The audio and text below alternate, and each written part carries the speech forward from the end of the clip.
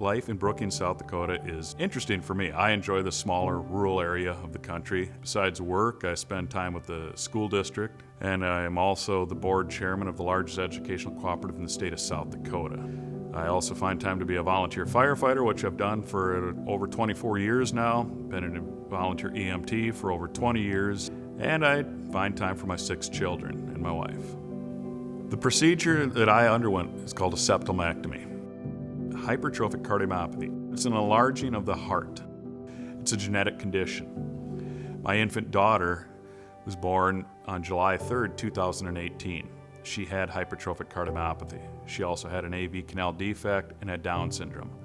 Unfortunately, due to her HCM, they were unable to successfully repair her AV canal defect. She passed away on October 22nd, 2018, from sudden cardiac arrest related to HCM. Naomi is one of the reasons I'm a passionate American Heart Association CPR instructor.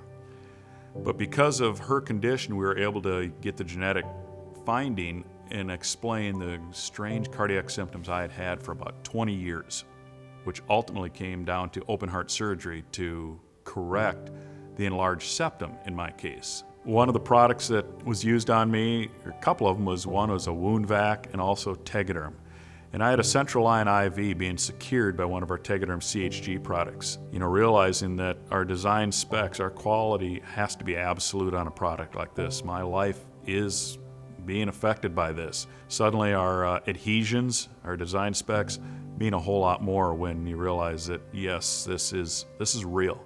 My life is depending on this, and our products perform flawlessly.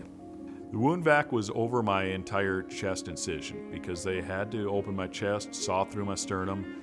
I still carry the 8 stainless steel wires that were used to secure my sternum at first, but it was placed over my entire incision on my chest. I was told I would be in the hospital for anywhere from 5 to 7 days.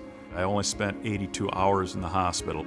My wound vac allowed me to have a incision at 72 hours that most people think is a month or more after surgery. The Tegaderm on my neck, that one was interesting because you realize where that catheter for that IV is, and so I was mindful of it. You're not trying to make any sudden movements. I trust the product, but you're still very careful of everything you do.